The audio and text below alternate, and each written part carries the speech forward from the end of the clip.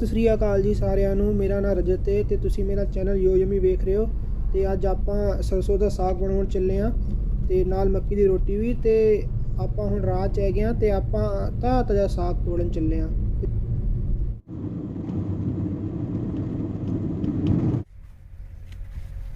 ਆਪਾਂ ਹੁਣੇ ਬਾਗ 'ਚ ਆ ਗਏ ਹਾਂ ਤੇ ਇੱਥੇ ਇਹਨਾਂ ਨੇ ਸਬਜ਼ੀਆਂ ਲਾਈਆਂ ਹੋਈਆਂ ਨੇ।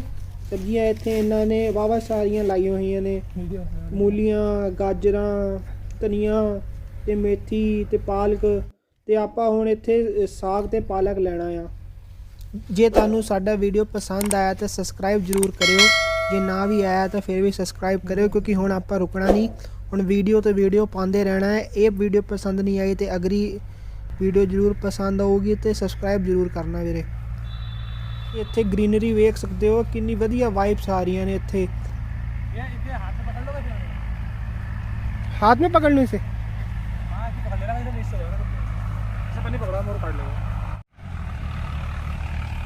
कोने च राह भी है तो जिस करके ट्रैक्टर की आवाज़ आ रही है तो ज़्यादा नॉइस आ रहा है, तो इस करके मैं तुहाडे कोलों माफ़ी चाहांगा। साग हुण आपां लै लिया तो साग लैके आपां घर नूं चलदे हां ते बनाउण दी प्रिपरेशन शुरू करदे हां।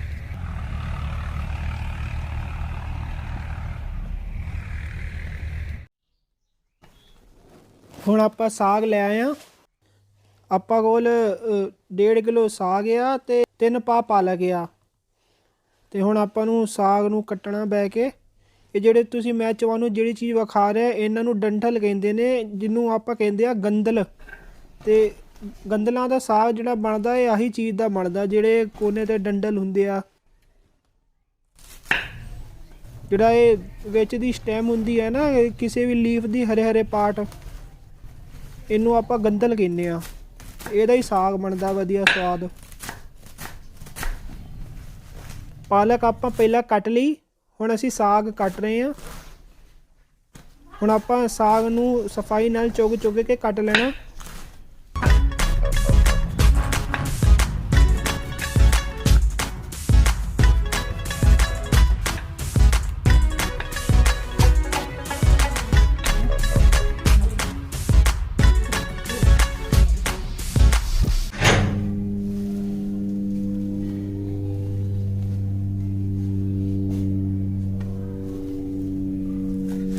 ਸਾਗ 'ਚ ਸਵਾਦ ਲਈ ਥੋੜਾ ਜਿਹਾ ਧਨੀਆ ਵੀ ਪਾ ਦਾਂਗੇ।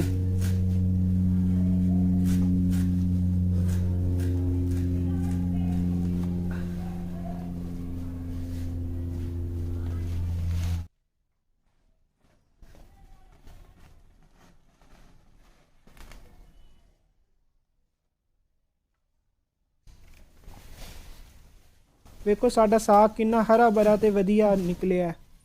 ਹੁਣ ਆਪਾਂ ਸਾਗ ਨੂੰ ਸਾਫ ਸੁਥਰੇ ਪਾਣੀ ਨਾਲ ਧੋ ਲੈਣਾ।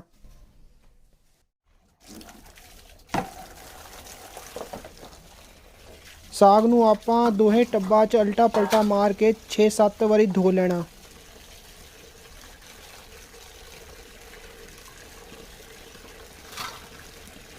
ਸਾਗ ਨੂੰ 5-7 ਵਾਰੀ ਧੋਣ ਦਾ ਇਹ ਫਾਇਦਾ ਹੈ ਕਿ ਮਿੱਟੀ ਮੁੱਟੀ ਹੁੰਦੀ ਹੈ ਤੇ ਉਹ ਸਾਫ਼ ਹੋ ਜਾਏਗੀ ਸਾਰੀ।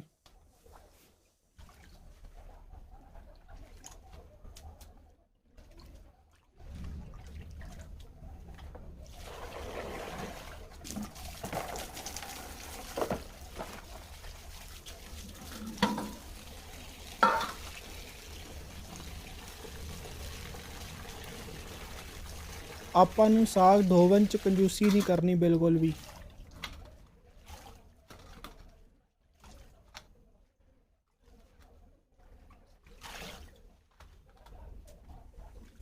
ਸਾਗ ਆਪਾਂ ਵਧੀਆ ਕਰਕੇ ਧੋ ਲਿਆ ਹੈ। ਹੁਣ ਆਪਾਂ ਚੁੱਲ੍ਹਾ ਬਾਲ ਲਾਂਗੇ।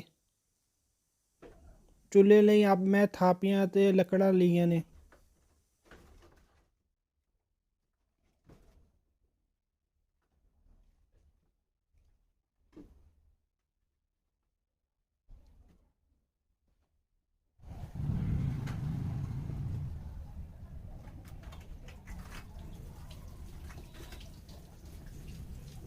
ਸਾਗ ਬਣਾਉਣ ਲਈ ਮੈਂ ਕੁੰਨੀ ਲਈ ਹੈ, ਜਿਹਨੂੰ ਆਪਾਂ ਹਾਂਡੀ ਵੀ ਕਹਿੰਦੇ ਆ।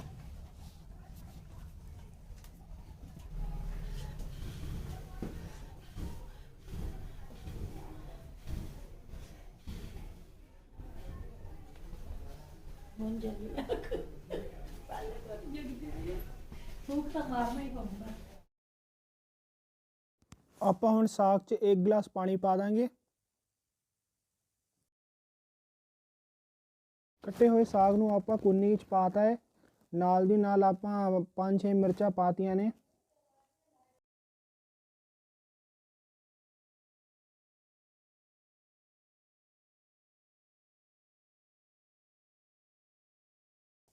ਤੇ ਹੁਣ ਆਪਾਂ ਲੂਣ ਯਾਨੀ ਕਿ ਨਮਕ 1 ਚਮਚ ਪਾ ਦਾਂਗੇ ਸਾਗ 'ਚ।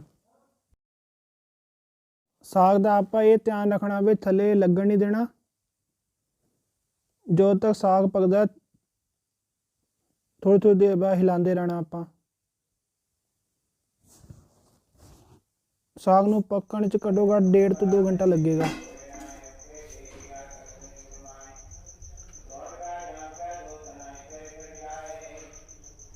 ਵਾਹਿਗੁਰੂ ਵਾਹਿਗੁਰੂ। ਮਿੱਤਰੋ ਸ਼ਾਮ ਦਾ ਵੇੜਾ ਹੈ ਤੇ ਗੁਰਦੁਆਰੇ 'ਚ ਸ਼ਾਮ ਦਾ ਸ਼ਬਦ ਕੀਰਤਨ ਚੱਲ ਰਿਹਾ, ਜਿਸ ਕਰਕੇ ਥੋੜੀ ਪਿੱਛੋਂ ਆਵਾਜ਼ ਆ ਰਹੀ ਹੈ। ਮਾਫੀ ਚਾਹੂੰਗਾ, ਪਰ ਰੱਬ ਦਾ ਕੀ ਨਾਮ ਵੀ ਜ਼ਰੂਰੀ ਹੈ ਤੇ ਕੋਈ ਦਿੱਕਤ ਨਹੀਂ, ਆਪਾਂ ਇੱਦਾਂ ਹੀ ਐਡਜਸਟ ਕਰਾਂਗੇ।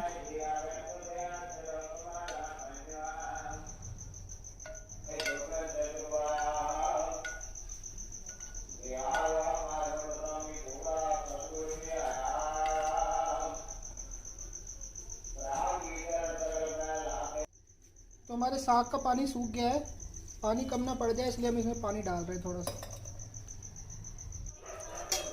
साग हमारा लगभग बन चुका है।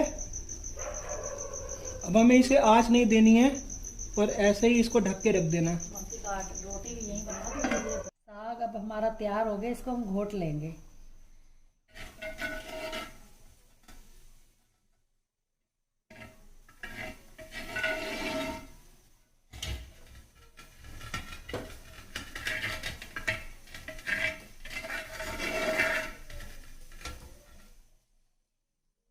साग हमारा घुट चुका है। अब हम साग को तड़का लगा लेंगे। तड़का लगाने के लिए मैंने 1 प्याज, 1 टमाटर और 1 क्यूब साइज की अदरक ली है।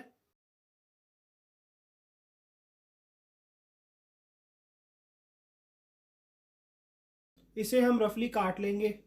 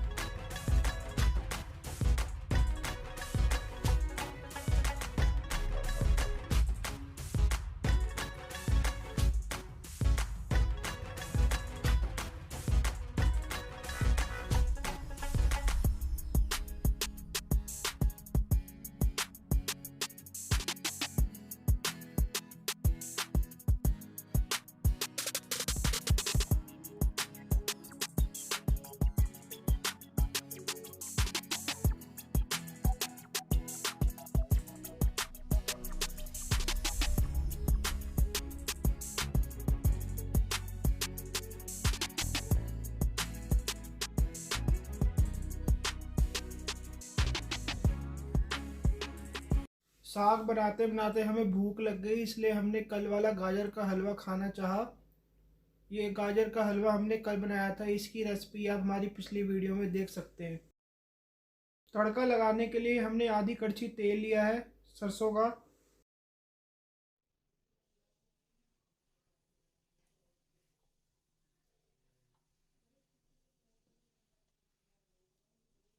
तेल गर्म होने के बाद मैंने उसमें जीरा और हींग डाल दी है। साथ ही साथ मैंने उसमें कटे हुए प्याज और अदरक डाल दी है। ਓਏ ਹੋਏ, ਸਾਨੂੰ ਤੇ ਯਾਦ ਹੀ ਨਹੀਂ ਰਿਹਾ ਕਦੋਂ ਅਸੀਂ ਪੰਜਾਬੀ ਤੋਂ ਹਿੰਦੀ ਤੇ ਆ ਗਏ। ਹੁਣ ਆਪਾਂ ਪਿਆਜ਼ ਤੇ ਅਦਰਕ ਨੂੰ ਚੰਗੀ ਤਰ੍ਹਾਂ ਭੁੰਨ ਲੈਣਾ।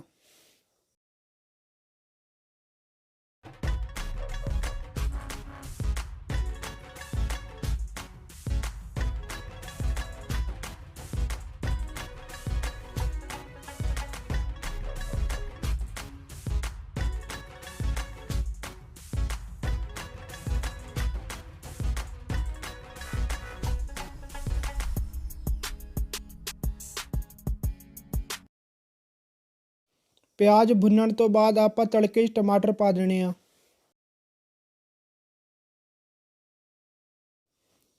ਨਾਲ ਦੀ ਨਾਲ ਆਪਾਂ 1 ਚਮਚ ਧਨੀਆ, ਆਧਾ ਚਮਚ ਗਰਮ ਮਸਾਲਾ ਤੇ ਥੋੜੀ ਜੀ ਲਾਲ ਮਿਰਚ ਤੇ ਆਪਾਂ ਮਾੜਾ ਜਿਹਾ ਨਮਕ ਪਾ ਦੇਣਾ ਤੇ ਮਾੜੀ ਜੀ ਹਲਦੀ ਪਾ ਦੇਣੀ ਆ।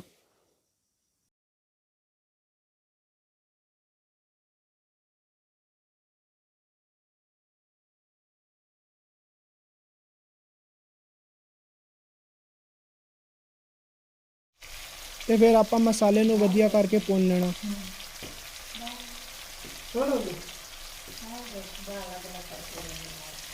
ਤੇ ਹੁਣ ਆਪਾਂ ਸਾਗ ਪਾ ਕੇ ਵਧੀਆ ਕਰਕੇ ਗਰਮ ਕਰ ਲੈਣਾ।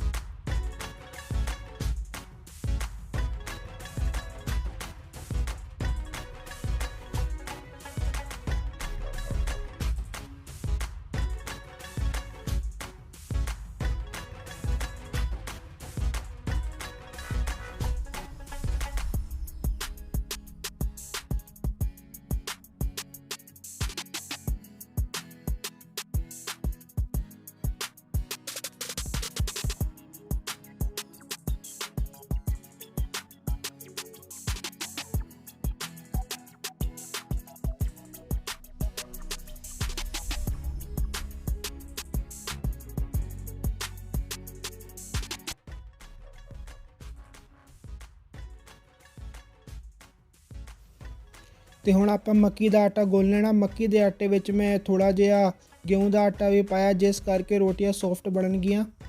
ਤੇ ਮਾੜਾ ਜਿਹਾ ਮੈਂ ਲੂਣ ਤੇ ਗਰਮ ਮਸਾਲਾ ਵੀ ਪਾਇਆ ਗੁੰਨਣ ਤੋਂ ਪਹਿਲਾਂ। ਤੇ ਹੁਣ ਆਪਾਂ ਆਟੇ ਨੂੰ ਗੁੰਨ ਲੈਣਾ।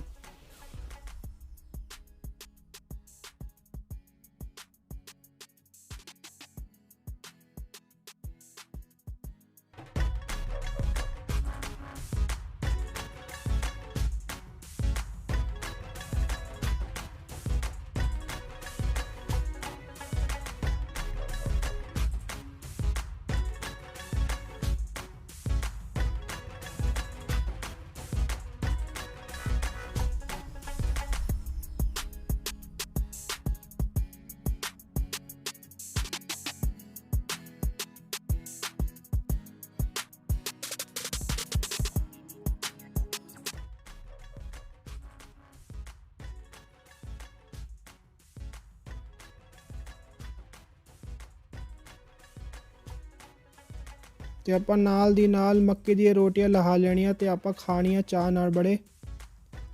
ਜੇ ਤੁਹਾਨੂੰ ਮੇਰਾ ਵੀਡੀਓ ਪਸੰਦ ਆਇਆ ਤਾਂ ਜ਼ਰੂਰ ਲਾਈਕ ਤੇ ਸਬਸਕ੍ਰਾਈਬ ਕਰਿਓ। ਧੰਨਵਾਦ ਤੁਹਾਡਾ ਯੋ ਯਮੀ ਤੋਂ। ਮੈਂ ਰੇਤ ਤੁਹਾਡਾ ਧੰਨਵਾਦ ਕਰਦਾ।